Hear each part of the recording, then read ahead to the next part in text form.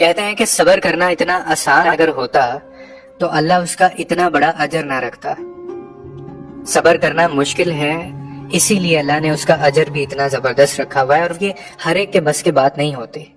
میں بارہا اپنی ویڈیوز میں یہ بات کرتا ہوتا ہوں کہ آپ کو اس دنیا میں، آپ اپنے ارد گرد اپنی فیملیز میں دیکھیے، آپ کو بہت کم لوگ ایسے ملیں گے جو صبر کرنے والے ہوں، اور آپ کو انہی لوگوں کی زندگیوں میں سکون بھی کہیں نہ کہیں نظر آئے گا۔ جو بندہ صبر نہیں کرتا نا، وہ کہیں نہ کہیں بے چین رہے گا، وہ کہیں نہ کہیں ہر چیز سے محروم رہے گا۔ اب یہ جو محرومی ہے نا، اس کا تعلق جو ہے وہ ڈائریکٹ آپ کی ناشکری اور صبر نہ کرنے کی وجہ سے ہوتا ہے۔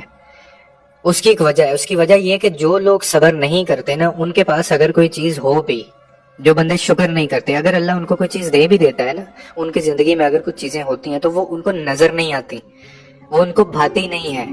یہ لوگ اتنے ناشکرے ہوتے ہیں، یہ خدا کے نہ چنے ہوئے لوگ ہوتے ہیں کہ ان کی زندگیوں میں وہ ساری چیزیں ہوں گی جو اس کے اوپر آپ شکر کر رہے ہوں گے، لیکن ان کو اس چیز کا اندازہ تک نہیں ہوتا۔ اور ان لوگوں کی میں آپ کو ایک اور خاصیت بتاؤں، یہ جو صبر کرنے والے ہوتے ہیں، ان کی آنکھیں اشک سے اگر تر بھی ہو جائے نا، تو یہ پھر بھی ایسے حالات میں بھی اللہ کا شکر ادا کرنا نہیں بھولتے، یہ تب بھی صبر کرنا نہیں بھولتے، کیونکہ یہ اللہ کے چنے ہوئے لوگ ہوتے ہیں۔ ان کا اللہ کے اوپر یقین کبھی کمزور نہیں پڑتا، یہ ہر چیز سن لیتے ہیں، یہ ہر چیز برداشت کر لیتے ہیں، یہ ہر چیز سہ جاتے ہیں، لیکن ان کا یقین کمزور نہیں پڑتا اللہ کے اوپر۔ آپ کو نظر آ رہا ہوگا تکلیف میں ہے، چیزیں غلط ہو رہی ہیں، چیزیں ٹوٹ رہی ہیں، رشتے ٹوٹ رہے ہیں، لیکن یہ لوگ شکوہ کرتے نظر نہیں آئیں گے آپ کو۔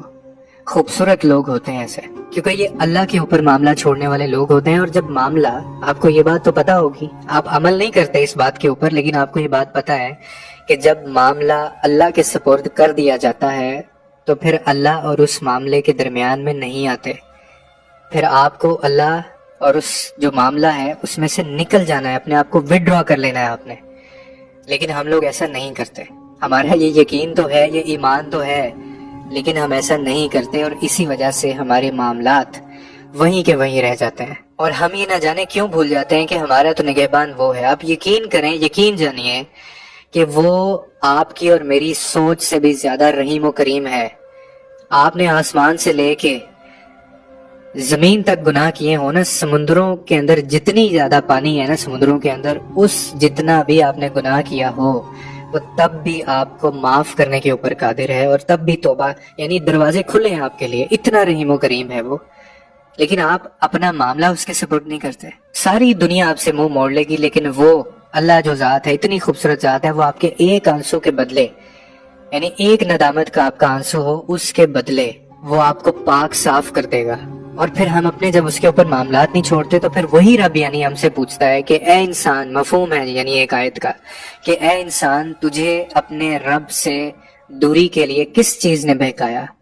کون سی چیز ہے جس کی وجہ سے تو اپنے معاملات اللہ کے اوپر نہیں چھوڑتا؟ تجھے یعنی اے انسان، تجھے کس چیز نے بہکایا ہے؟ وہ ساری چیزیں آپ کو پتا ہے جس چیز نے آپ کو بہکایا ہے، لیکن ہم ان چیزوں کو نہیں چھوڑتے۔ لوگوں کے لیے آسانیاں پیدا کریں، رب آپ کے لیے آسانیاں پیدا کرے گا۔